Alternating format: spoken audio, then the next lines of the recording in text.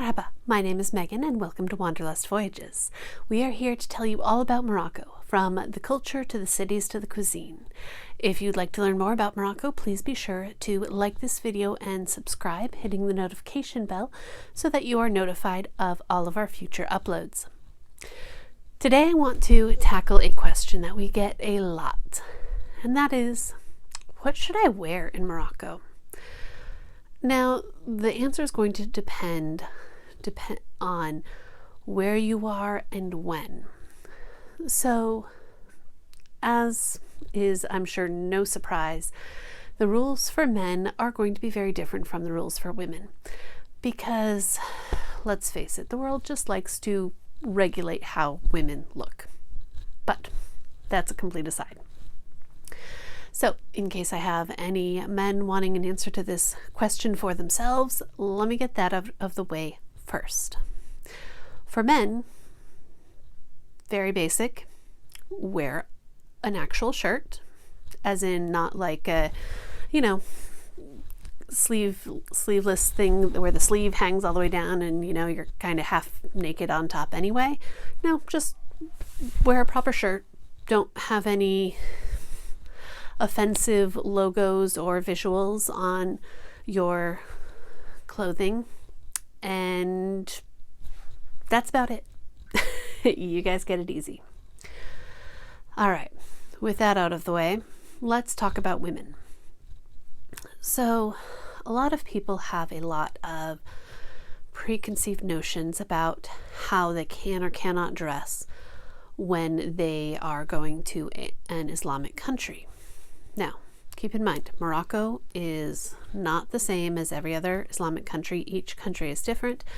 Each country has its own norms and rules, so this only applies to Morocco. As a whole, we recommend that women dress relatively modestly. This does not mean you have to be fully covered. This means have something that covers your shoulders, covers down to your knees, is not too low cut, is not excessively tight. And that's kind of the basic guidelines. And keep in mind, these are recommendations. This is to be respectful of the local culture and not draw unwanted attention. So ultimately, the only place where there are actual rules about how you have to be dressed is when you are visiting the Hassan II Mosque. And in that case, what I described is simply enforced. If you are wearing spaghetti straps, you'll be told to put something on over it. If you are wearing something that is very low cut, you're going to be told to cover up. If you're wearing shorts, you're going to be asked to put on some pants. So just be aware that that's the only place where it is enforced. Now, as I mentioned, it does depend on where in Morocco you are.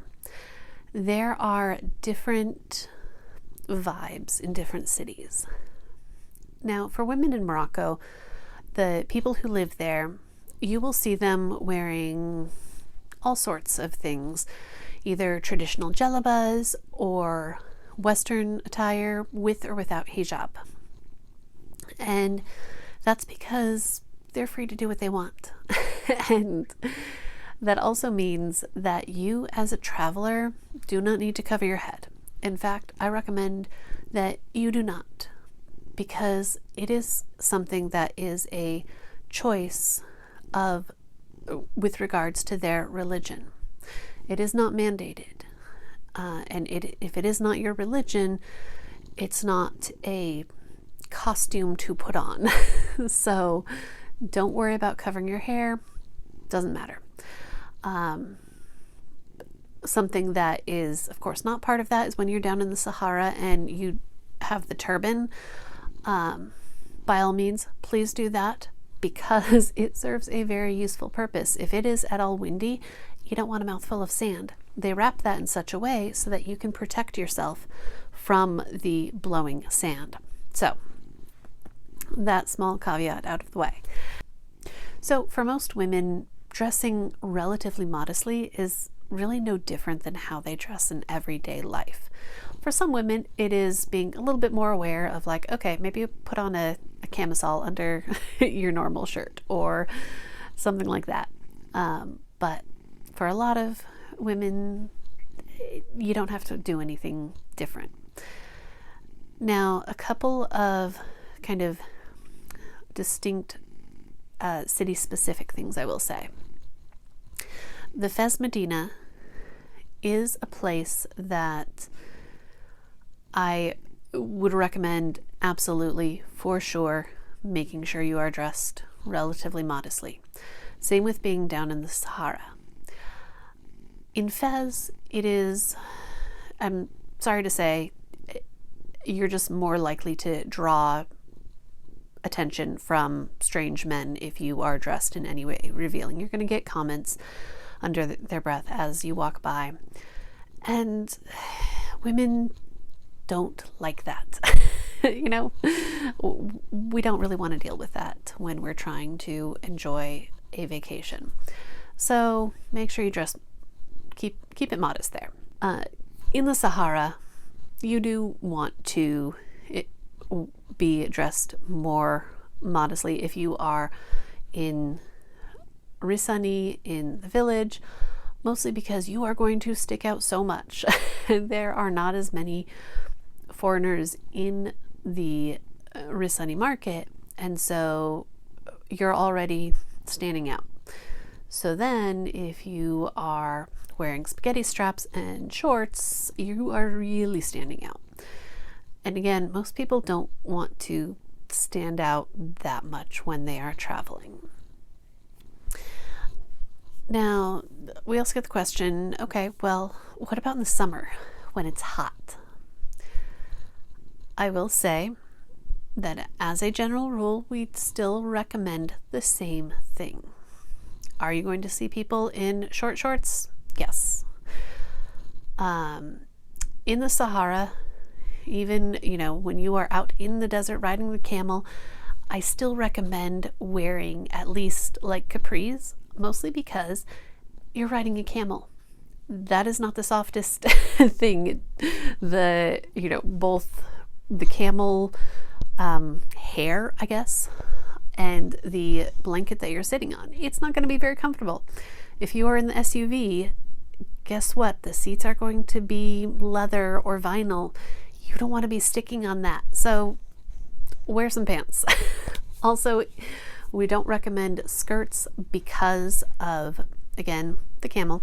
And also, if you are going to, say, visit a nomad's camp, then you're going to be like having to get down and crawl in there, and you don't want to be flashing people while you are doing so.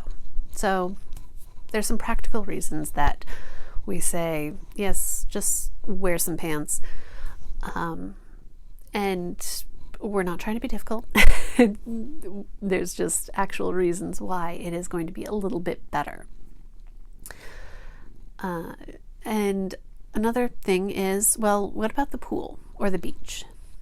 If you're at the pool at your hotel, if you are at the beach at a resort, then by all means wear two-piece, totally fine. Wear a bikini. I will just say, keep it family friendly. That does leave a lot of leeway. You just say, and don't bring your Brazilian bikini to Moroccan beaches. And again, keep in mind that depending on where you are, if it is more locals, then you're gonna maybe stand out more and draw more attention. You will see a lot of local women still wearing their hijab and long sleeves on the beach. So be aware that you may stand out a little bit. Another thing that we get questions on is, what about nightlife? Nightlife is a whole different issue.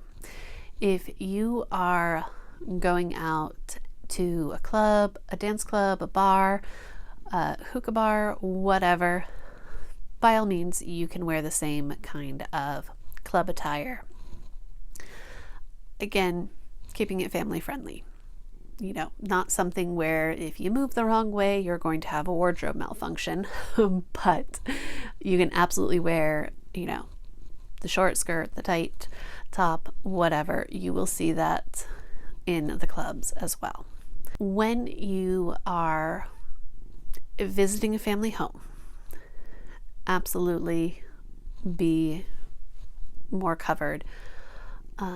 When you also be prepared that in a family home, you will have to remove your shoes.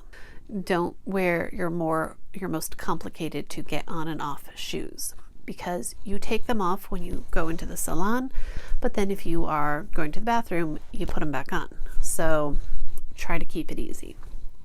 You're also going to have to do that at the mosque. When you are inside the mosque, you will remove your shoes. Another question, of course, is what if you want to dress a little bit more like the locals? You go through Medina and you see all these beautiful kaftans and jalabas, and I will again use the caveat of it depends on where you are. More specifically, I will amend that. Maybe just don't do it in Fez.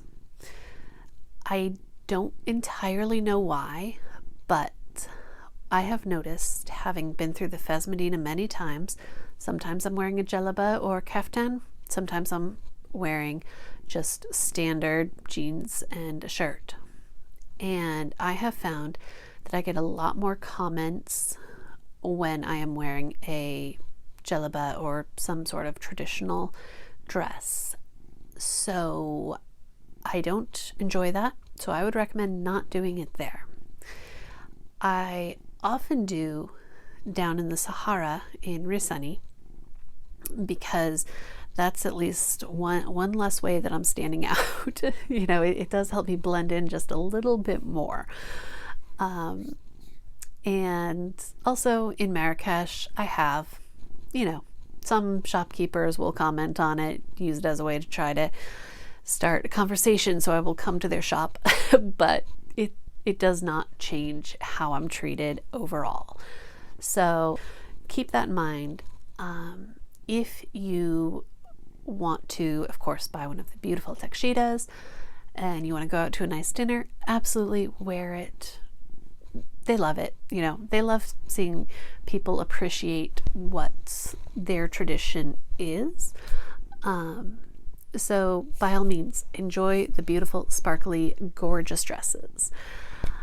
And if you want to know where to buy those, as I mentioned in another video, Meknes is going to be the best place. So I hope that covers all kind of situations.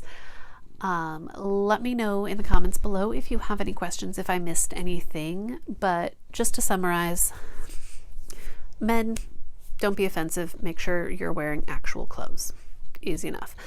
Women, overall, keep it mostly covered, fairly modest.